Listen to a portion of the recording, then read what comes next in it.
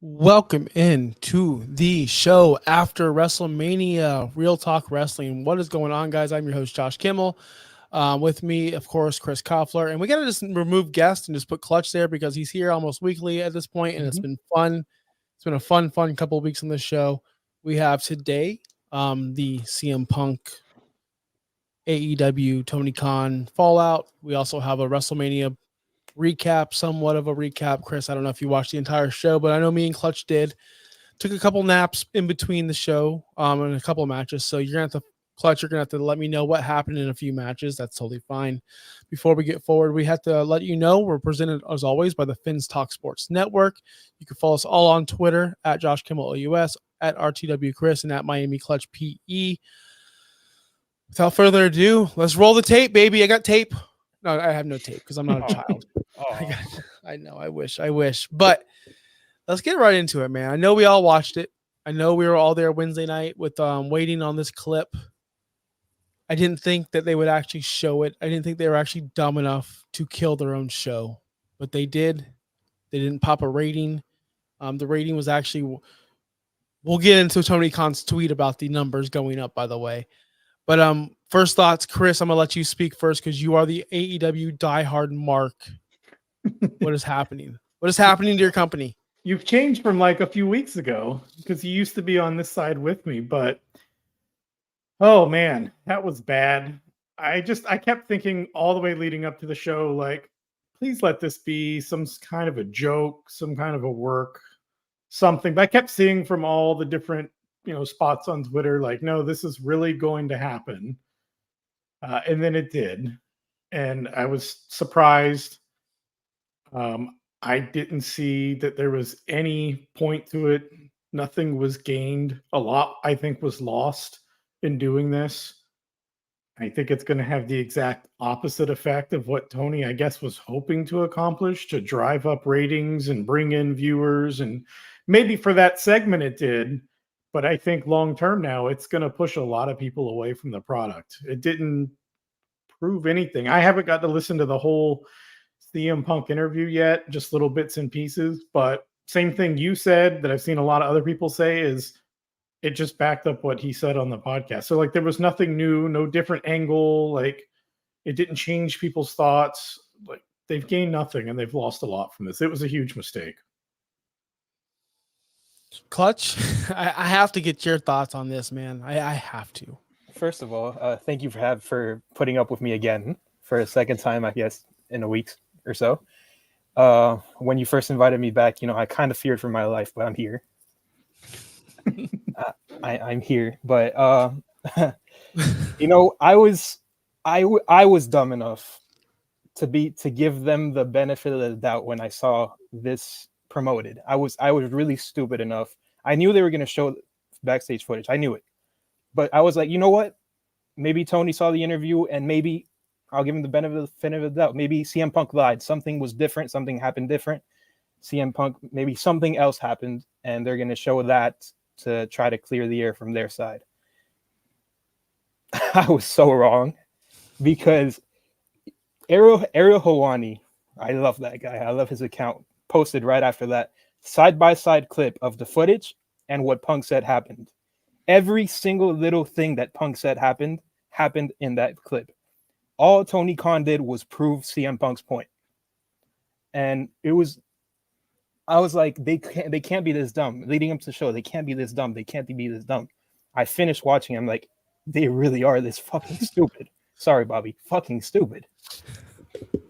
Yes. But like, dude, what are we doing here? What did that accomplish? Like, on your own network, if you wanted to show the footage, and there was no reason to show the footage because CM Punk already told you what it was. If you wanted to do it, go on a platform, go on X, put it on X, whatever. Go on another podcaster and show it if you want.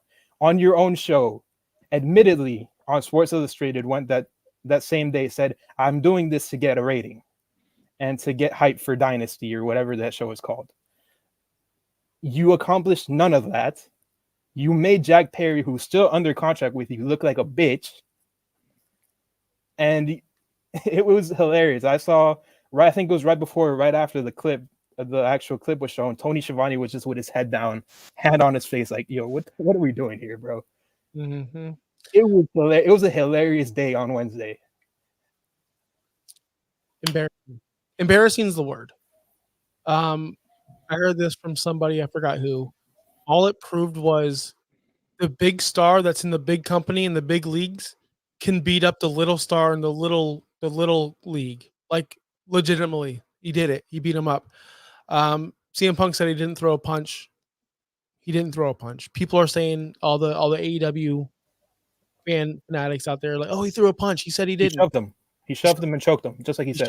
He shoved him and choked him. And then people are saying he lunged at Tony Khan. Yes, he did go to Tony Khan's direction. Never was, in my, just watching the video, never saw anything threatening towards Tony Khan. Right there is where he said, I quit. You're a clown. Blah, blah, blah, blah. I don't think he had any intention of hurting or harming Tony Khan. He did exactly what anyone would do in that situation after a heated fight. One, should CM Punk have been fired because of this? Yes. He should have been fired. 1,000%. I stand by that. He should have been fired. Should Jack Perry have been fired? No. He should have been suspended. He actually should have been suspended before this altercation. When he went backstage, when Tony Khan was watching the monitors and saw the real glass and everything, right when he came back, it should have been, hey, Jack, I need a word with you. Go talk to talent relations, Christopher Daniels or whoever handles it backstage. They have a talking to once the CM Punk match is going on or whenever Tony Khan has a time, go over there and speak to them. Hey, this is why you shouldn't do this. You're upstaging my star. You're on the pre-show. You're really causing problems on our biggest show of our entire life. It is Jack Perry's fault all of this happened. This brings to a light of the Adam Page situation, the Elite situation. Everything CM Punk has said has been proven legitimate. He's not a liar. All you did was give him credibility. All you did was give him all the credibility in the world with that tape. And on top of that, you didn't drive any interest because the ratings were 819,000. You were pushing 900,000 to 1 million about 2 months ago, at least at the beginning of the show. So you didn't pop a rating. Now, Tony Khan tweeted, oh, we're up 17%. Oh, we're up 24% from last week, which was last week was also an embarrassment of a show. Anything could have rose. You could have literally said, hey, Mercedes Moné is going to wrestle in a match. That would have popped a bigger rating. Honestly, do you think so, Chris? Yeah.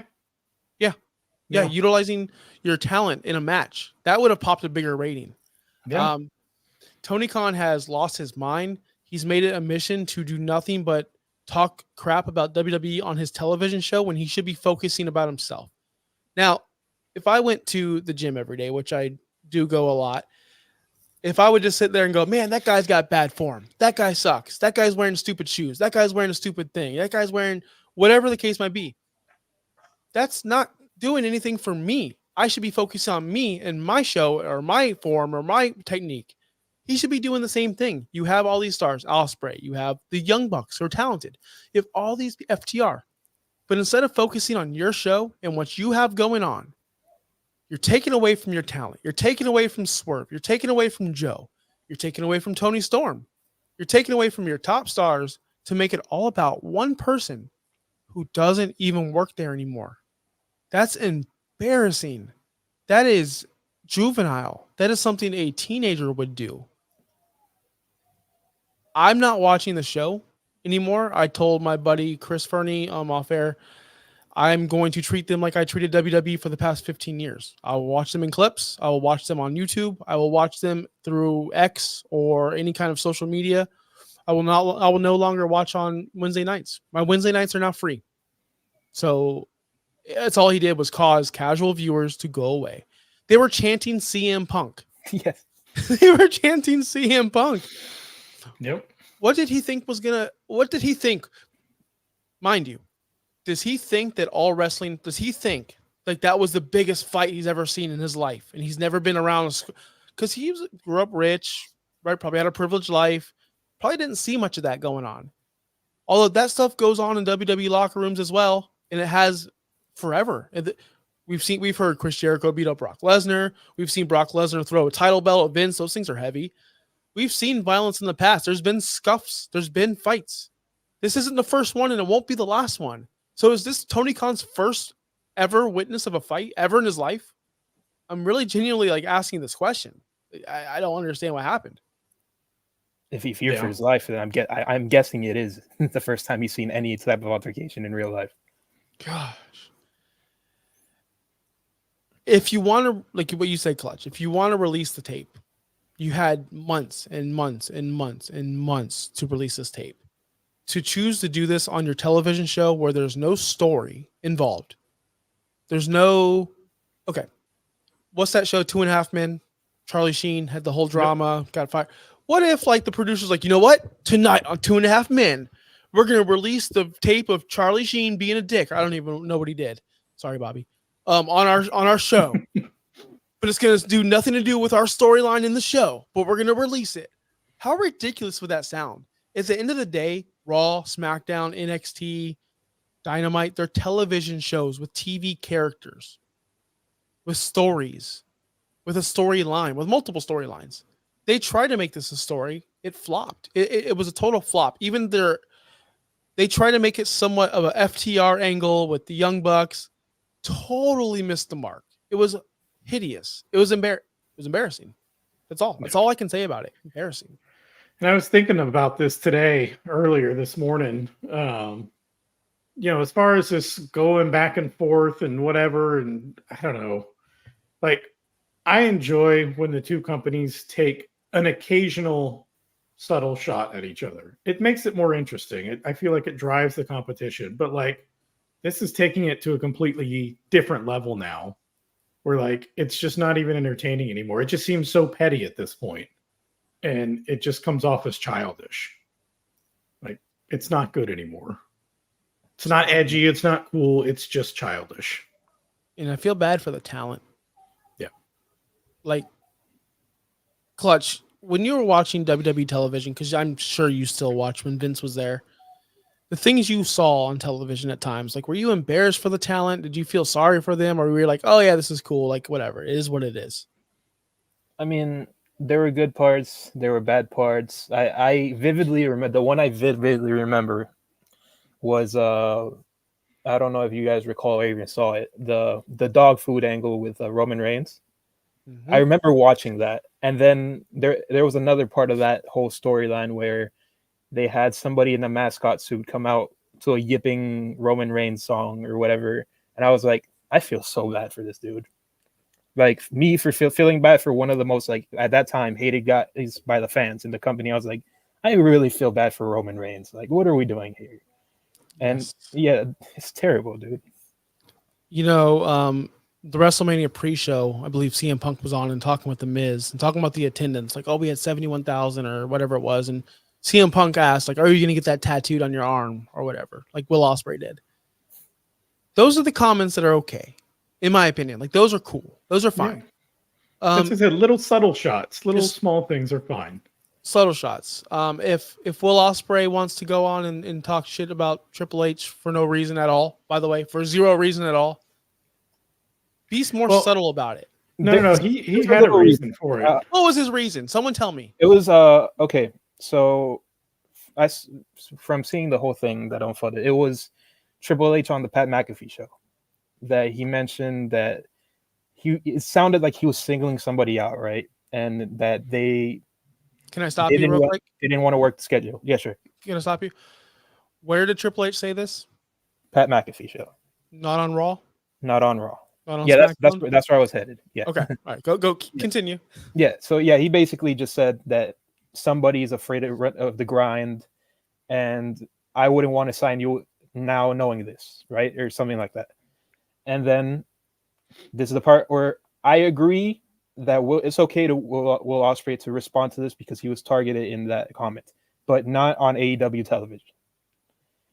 And the thing that bothered me the most, you know what? You want to do it on AEW television? It wasn't the worst thing of the night because it definitely wasn't. If you want to do it, fine. But you're using the same joke that's been running around for a decade about grinding on the boss's wife. That's why you're in the position you're in. Like, what? Triple H probably laughed at that. Like, you're saying the same joke that everybody has been saying for a decade now.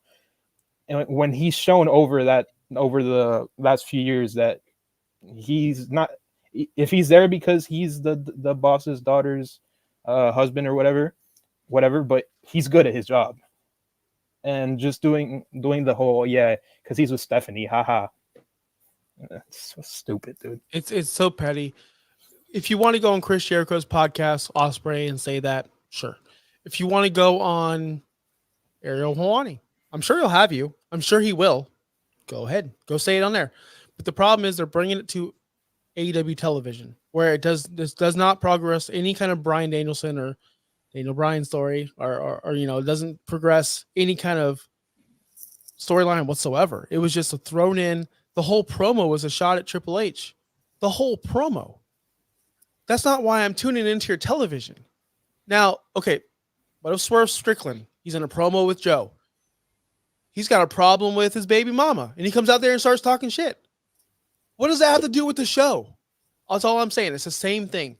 You can't just go on AEW television where there's built-in stories, where there's built-in feuds, where there's a pay-per-view that you're trying to sell, and you're not talking about the pay-per-view or the opponent or anything of that nature. You're talking about stuff that is not even in the same universe.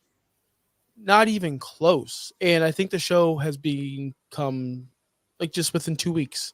Within 2 weeks, the show went from greatness, 8 out of 10s, 9 out of 10 shows, like really, really phenomenal shows coming out of Revolution, to train wrecks, back-to-back train wrecks. Not even watchable train wrecks. Just turn the television off. Once they play that video, I turn the TV off. I turned it off. I made sure I changed my cable box to a different channel so they don't keep the rating. But I definitely turned the TV off. And I was just not interested in that. I didn't care what was going to happen. Mercedes Moné can't interest me. Okada, nobody can. That's the thing. After that video aired, nobody cared what happened the rest of the night. And that's all. They could have had a 5-star match for the main event. I don't know what the hell the main event was. They could have had a 5-star match. Nobody would have cared. Nobody. If the video had to be played, let's just say it had to be played, was there ever a situation where you could play the video and it be like, I can't word this right, could it make sense to play the video? Is there any universe where this would make sense to play that video? Ever? Considering what was on the video, not really. And what was already said, maybe it would make sense to do it if it was going to tell a whole different story than what CM Punk said. But again, it doesn't make sense, because why would, unless the goal was to back up what he was saying, but I don't think that was the goal here. So, like you guys said too, I think, doing it on an equivalent spot, that was done on a podcast somewhere. Do this, like you said, off the show. It wasn't done on their show. So don't respond. And even if he did do it in the middle of Raw or something, don't respond there.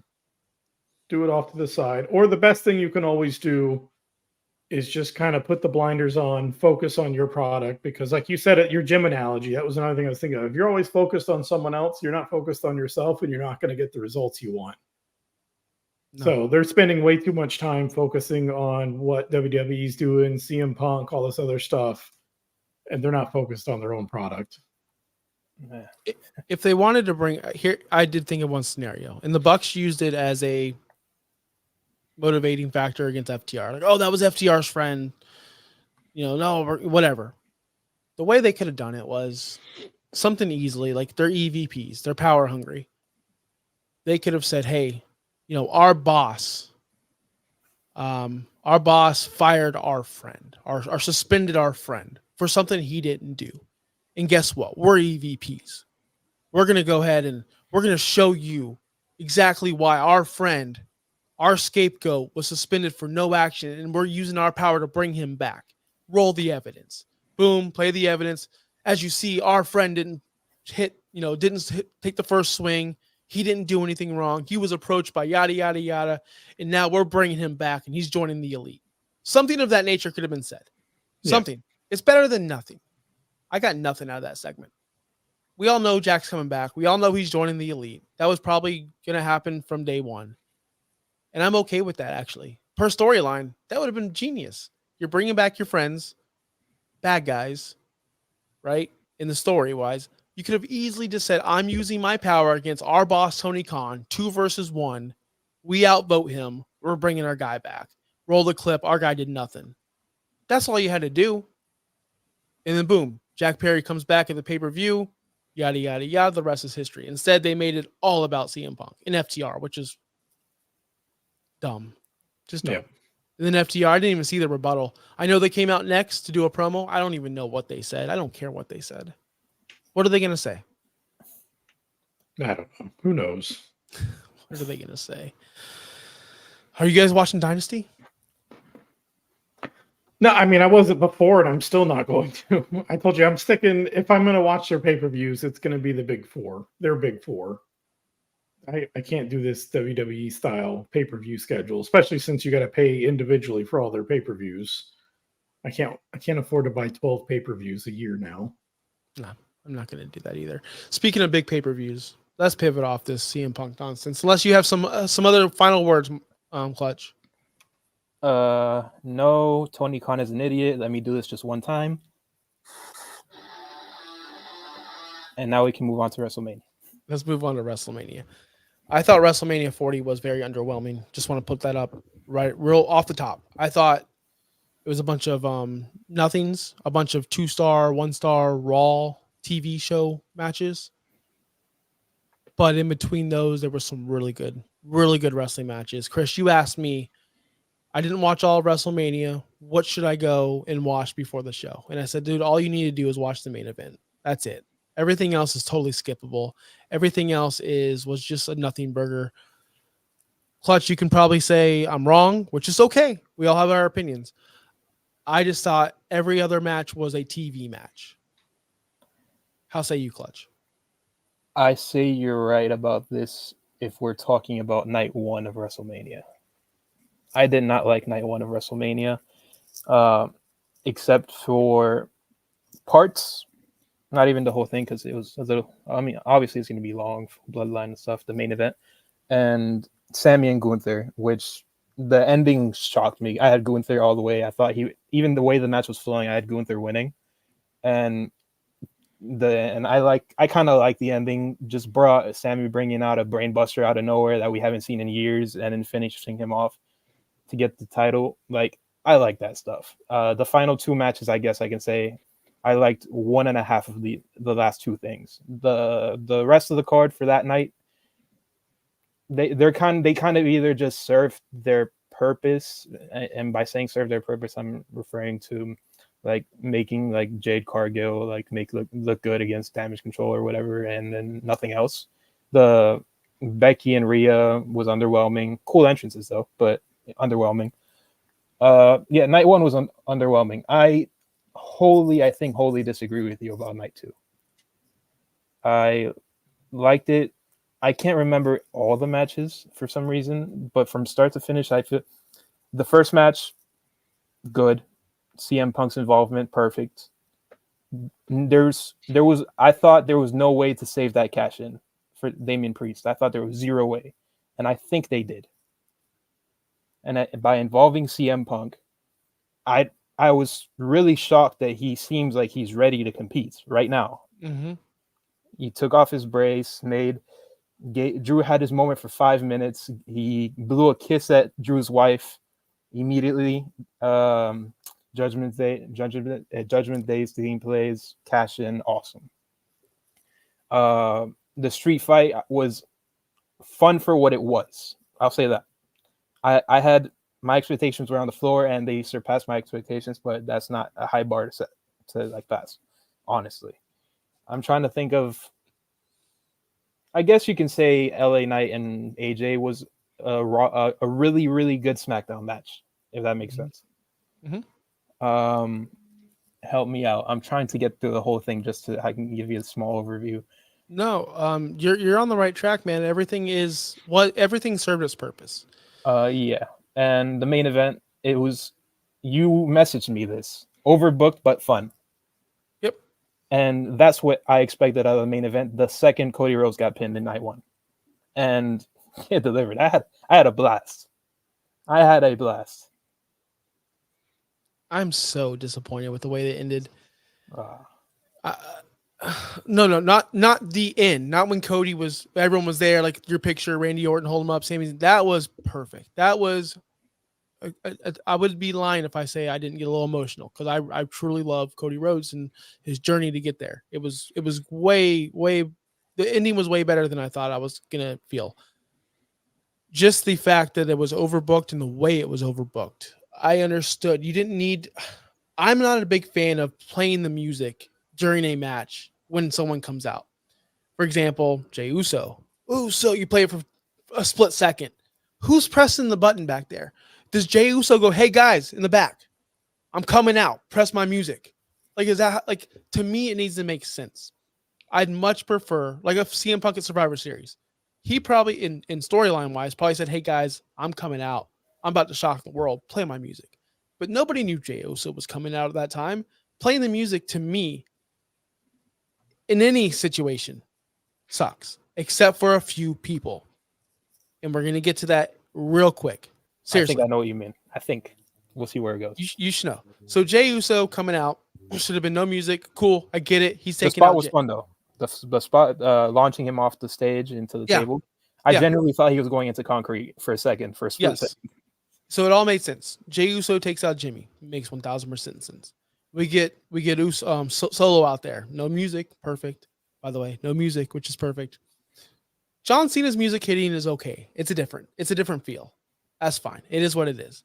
He does what he's got to do. Takes Solo out. Then we get the most electrifying man in the world. Yada, yada, yada. He comes out, does his thing. I'm okay with all that. I really am. But when you're expecting to hear glass shatter and you get the gong and you get a crippled old man in looking like a bum sitting out there on Ybor on 7th Avenue begging for a quarter, and he choke slammed the final boss, and that was it. So you're the final boss and you can't take one choke slam. It is what it is. I thought all of that right there was just so much going on. So much going on. The only thing I'm going to remember from anything of this main event, from anything, besides Cody winning in the picture you have right there, because that will be burnt in my mind forever, is Seth Rollins climbing up the ropes, doing his thing, and then Roman, instead of hitting Cody, puts the attention on Seth for that long-term revenge he's wanted for so long. That was probably the moment of WrestleMania for me, because back when I watched Raw for 3 hours every single Monday night, I'll never forget that night. It's the greatest heel turn of all time, in my opinion. It's one of the greatest heel turns of all time. Seth turning on the Shield. Yeah. And Roman getting his revenge right there, it's priceless, because you're rooting for. I rooted for that. I popped for that because I'm rooting for the heel at the same time I'm rooting for the babyface. No one can make you feel that way, but they did. Yeah, it was so good, bro. Seth is really, I think, the unsung hero for the weekend. He told Cody on a Raw, I have what it takes to be your Shield. Everybody said, yeah, he's going to turn on him. It's going to be something dumb. He was willing, in the storyline purposes, he was willing to lose his title for the bigger picture of ending Roman Reigns. And it is a beautifully done thing where Seth stuck to his word throughout the entire thing, came out, played the mind games, the Shield music. By the way, I am a very delusional human being the second the Shield music hit. I am a very delusional human being. Why did you think that? Why did everyone think Moxley was coming out? There was no chance in hell. It was just my brain. All of the common sense and contracts and logics went out the window for like 2 seconds. It was just 2 seconds where I was like, what the hell? And it came back to reality where I was like, yeah, it's probably just Seth in his gear. And yeah, he played the mind games. He made Roman Reigns take his eye off the ball, which led to his downfall. Unsung hero of the night. That little shot, even after the celebration, Cody went up to Seth, who was hurt as hell, to shake his hand, was awesome. By the way, when Moxley returns to WWE, not if, when, it won't be the Shield music. He'll come out the Wild Thing. He's going to keep all that. He's going to keep all that, his whole entire gimmick. He's just going to be like Cody Rhodes, but not as big, of course. and they're gonna buy him as like, hey, I want you as Jon Moxley. I guarantee it. He's gonna be back. The next time we see the Shield is probably going to be the Hall of Fame. I say we see Moxley within the next 2 years in WWE. I don't know his contract situation, but I do see him coming back easily. You think they would pay for that song though, like Tony does? They might do like a knockoff. It's going to Yeah. be I don't see it being the same because that's like a Tony thing to go out and spend all that money on that music. I don't know how they get like Cult of Personality. It's a real song. I don't know how they get, Cody, because that song was made for Cody, so that makes sense. Yeah. But they use Alter Bridge, which for Judgment Day and for Edge for so long. I mean, you never know, but work something out. I don't think he's coming back as Dean Ambrose. No, he shouldn't. Dean Ambrose is dead. Yeah, that needs to be done. The one But, person who should come back as her old character is Sasha Banks, by the way. She's insufferable. She is insufferable. She is god awful. What happened to her? Tony Khan happened to her. Exactly. Come home, Sasha. Sasha, not Mercedes. Sasha. But so yeah, I had told you I watched part of night 2 for WrestleMania. I didn't catch night 1. I was thinking about going back and rewatching it, but I saw kind of like what you said. A lot of people were just kind of like, it was just okay. It was okay night 1, a little underwhelming. So I never made it a point to go back and watch that. I caught the second half of night 2, including the main event. I watched all of it until they were done off the air, the celebration, everything. And I think we knew, obviously, with the result of night 1, we knew how night 2 was going to end, of all the interference and all the, so much going on because of, it's like, I'm kind of on board with you in the sense that like, it feels overbooked. It feels like too much going on. It takes some of the focus off of the match itself. But I think with the story that they've had going for the last few months, like they almost had to book it that way in the end, because how else were they going to do this? They couldn't just every match interference. Okay, now Cody fights 0 interference by anybody. You knew it was going to be, hey, anyone that has an allegiance to the bloodline, they're all going to have to come out. They're all going to have to help. And it's going to have to be the locker room coming together to finally say enough is enough. Like no one person can defeat Roman and his crew. We have to have a whole team of us to take down the bloodline. So like you knew it had to happen. There was no way around it. So I was okay with it as I was thinking about that. The only miss, like you said, was the fact that they could not get Stone Cold there, and then it was Undertaker. I was waiting for Stone Cold and the glass to shatter and all that stuff. And I was like, oh, that would, with all the interference and everything going on, I'm like, if it was going to have to happen, that's the perfect last person to come out, because he should be the one to knock off the final boss, if anybody, because that was always his arch nemesis and the one that could always beat him at WrestleMania and everything. I'm like, it would make a lot of sense. And so the fact that I guess they couldn't come to terms on a number for the appearance or whatever, no idea what. That's honestly dumb by both sides, honestly. Yeah, by both sides. It is. I mean, that could have been a huge thing there. What is this, 2-3 year story, whatever. And it was all right there. And it's too bad that they couldn't do that, because Undertaker, I laughed whenever his music played. I'm like, what is he doing here? He has nothing to do with this.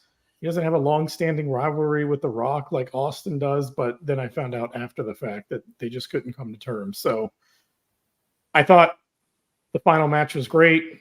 The ending was pretty good. The celebration was great. I was super happy for Cody to finally, do what he's been set out to do for years, to go from what was his name? I'm seeing his picture now. Not what was that goofy character name that he had years ago? Stardust. There you go. I'm seeing it in my head, but I couldn't think of it. Stardust. To go from Stardust to world champion, and the fact that he had to leave, help start another company, everything. Like, I was super happy for him. So I loved everything about it, just minus put Austin in there instead of Undertaker, and it would have been perfect. I hear, I've been arguing with people on Twitter. I have not been active on Twitter until WrestleMania. And I've been arguing with people nonstop about Taker's involvement. And they're like, well, Roman beat him in WrestleMania, yada, yada. And Undertaker's had a rivalry with The Rock for, the Attitude Era for years. Yeah, but this bloodline, like this iteration of Roman Reigns, this iteration of The Rock, Taker has no involvement whatsoever with the bloodline. So that's why it was very underwhelming. I didn't watch night 2 live. I fell asleep during the Bailey match. Let me repeat that. I fell asleep during the Bailey match. Not that it was a bad match. It's just everything before that was kind of underwhelming besides the whole Drew and CM Punk and Bailey match is Priest actually thing. pretty good. It was good. I rewatched it. I actually started it from the start the next day because I Good for wanted her, to watch though. Bailey. We didn't give her any props, but good for her. Yeah, I'm happy Bailey won. I'm so surprised so many titles changed. On our prediction show, I didn't think this would happen. I was totally wrong. I was dead wrong. I guess is what happens when, I mean, they harped on it a lot recently, the new era. I guess it makes sense. Just clean sweep of a lot of the titles. Get Triple H's people as champion to start off this new era. Yeah. Did you go back and tally the number of correct matches by chance? No, I did not. I was all I care about. Listen, I was interested to see how I did, considering that I don't watch regularly. I wanted to see how I stacked up to you guys who watch it a lot more often. Well, I was very happy with my Sami Zayn pick. Okay, listen, that was the only guy in the panel to pick Sami Zayn. It doesn't matter if it was the right or wrong decision. I got that one right. The whole Rocky theme of I'm the underdog. You're not the underdog, bro. You've been Intercontinental Champion 3 times. You actually wrestled for the World Championship and almost won. You're not the underdog. I'm sorry. The whole underdog story did not resonate with me. They want to treat him like the underdog for what was like a 3-week build. The true underdog was Gable. That was the story. Him losing, having his kid cry, going months without mentioning it again, then all of a sudden wanting to. That was the underdog story. But of course, it's Chad Gable, not Sami Zayn. Chad Gable will take that title away from him. Not this week or not next week, but later down the road. Sheamus, that story would have been a lot better. Dragunov. Sami Zayn had zero. I called the Dragunov thing that just him coming up, not the whole angle. But yeah, that was great. That was good. I liked it when he came out after the Rock segment. We also had Damian Priest cash in, which I predicted, but I predicted on Monday night. So we were all like kind of there, but a little bit off, a little bit right. I didn't expect Priest to cash in on WrestleMania. I thought it'd be at the Monday night afterwards. But going back to the whole main event scenario, now it's all settled. We had our Monday night. We had our 45-minute awkward promo, which was good. I'm not going to sit here and badmouth it. It was good. Listen, it was good, but it felt like forever. It felt a little too long to me. It did feel like forever, but it kind of did its purpose again. It set up the match that people want to see, one-on-one, Cody Rhodes and The Rock. Yeah. Oh no, I thought it was good, but I thought it could have been cut down to 20 to 25 minutes. And because after a while, I felt like they were just kind of circling around the same area and just kind of repeating themselves. And I'm like, we're not getting any new information now at this point. I will say this, the title swap was interesting. Nah, that was the worst part. In my opinion, that was the worst part. That's what I meant by interesting. An interesting decision. Okay. Cody should have said, "Oh, you want to hold my title? Beat me."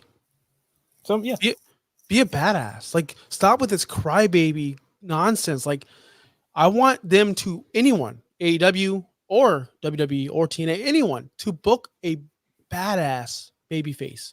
Yeah. A badass babyface champion, because we all know what happens to babyfaces when they can become champions. They become stale within 2 to 3 months. Everyone turns on them. People will turn on Cody. It's just a matter of it just happens. He's the new John Cena. People will be booing him out of the building within about 3 to 4 months. It's gonna happen. I mean, how cool would it know how the crowd shouted shut the F up at The Rock? Yeah. Cody just sentiment did the same thing. The Rock's been cursing his ass off on TV the entire time. If Cody just once picked up the mic and said, "How about shut the fuck up?" Yeah. Anything. Be a badass. Show me that you are the champion and that this is your company now. Instead of, okay, you can hold my title. Like, that was so passive and such a beta move. You just came off beating the Roman Reigns. You just dethroned the bloodline. Yeah. And then you become a beta again to The Rock. I didn't get that at all. At all. Can I say something? Hollywood ruined this segment. The Rock is a big movie star. He's been in multiple movies, of course, the biggest actor in the world. This felt like, to me, they were reenacting a movie where the bad guy, you know how like in Heat or any kind of bad guy movie where the bad guy and the good guy, they sit down in a booth and they just have a regular conversation. But we know tensions are high. We know that like they want to get each other, but right now we're having a civil conversation. That's exactly what they try to do.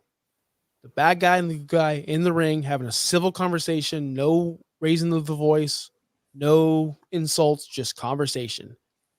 And I think that really killed the segment. There was no emotion there. There was just talking about, don't you break my heart again. By the way, what did he give him? What did he give him? Does anyone know? We won't know until like SummerSlam. Was it anything? Do you guys think it was anything, or I think it was nothing? Like in real life, because there's no way. In real life? Oh, in real life? No, I don't think There was no way. There was no way. Because he shook his hand like he was pocketing like a little baggie of weed and just giving it to him. Will the reveal be as bad as the spider? Is it going to be that bad? Because this is why I'm afraid to get involved in a revealing segment down the road. Although this Triple H is WWE, fingers crossed. I've heard multiple things. I've heard it's like Dusty's Rolex.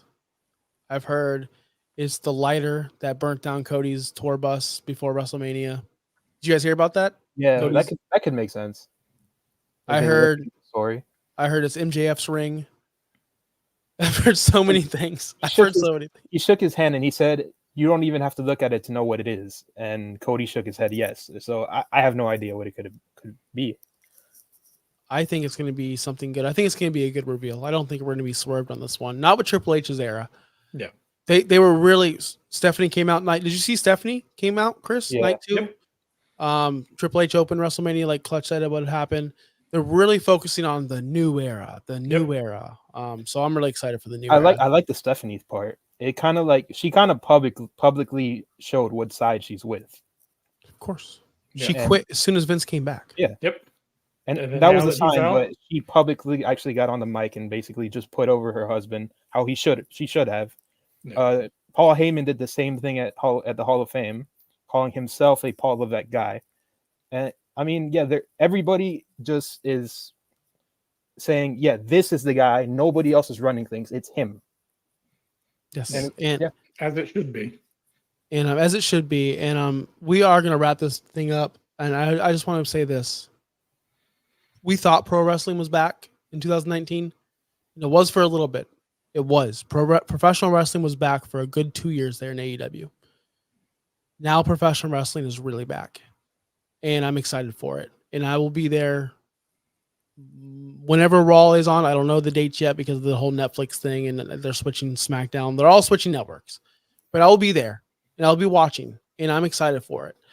And I'm glad I have free time now on Wednesday nights. And I'm glad I don't have to watch wrestling on Wednesday nights anymore. I'm really, really happy about that. And I'm really, really excited to see the future of the Triple H era and see what's going to happen. I'm excited to see what's going to happen with Damian Priest. Are they going to elevate him up to an either? I don't want him to be a joke transitional champion. I'm excited to see Drew McIntyre re-sign. Hopefully that happens. I'm excited that Sheamus is coming back. There's just big things happening. The draft. Cannot wait for the draft to see what happens. Actually makes sense this year. General managers. It makes sense. Yes, and it's after WrestleMania. It's after WrestleMania. The draft was always held the dumbest thing ever. Always held before Survivor Series. Always. They would draft these guys, and then for example, LA Knight was on Raw. Now he's on SmackDown. And then Survivor Series is in 2 weeks, and he's on Team SmackDown now. Oh, yes, I'm on Team. Bitch, you were just on Raw, for example. That always happened. It made no sense. That'd be like if you get, I get it sometimes in real sports, people get traded and they're on the other team, but like they don't have the animosity right away towards their old team. If they get traded and like the next week, they got to go play them. Unless you're Savon Diggs. Screw the Bills. All right, guys, we're out of here for real. Make sure you follow us on Twitter at Josh Kimmel OUS, at RTW Chris, at Miami Clutch PE, and of course at Fins Talk Sports Network. If you're still here, I see a couple of you. Please hit that like button. That love button is awesome. I see a bunch of you guys did that. We are usually live on Thursday nights, but we were at a hockey game last night, and that was my last Thursday night regular season hockey game. So we'll be back next Thursday night at 7:30 p.m. Clutch, I want you back around more often. We're going to cover more WWE stuff. Bobby, if you're watching, we need new logos and stuff because we are now a professional wrestling podcast. We're no longer a daycare podcast. What I mean by that is AEW. Maybe some different colors, right? Yeah, we just need some different colors. Maybe mix it up a little bit. I don't know. Red looks good. Blue looks good. I don't know. This whole yellow and whatever. It sucks. But all right, guys. Until next week. Chris, any last words? Hey, I'm looking forward to the Triple H era. Of course, we all are. It's time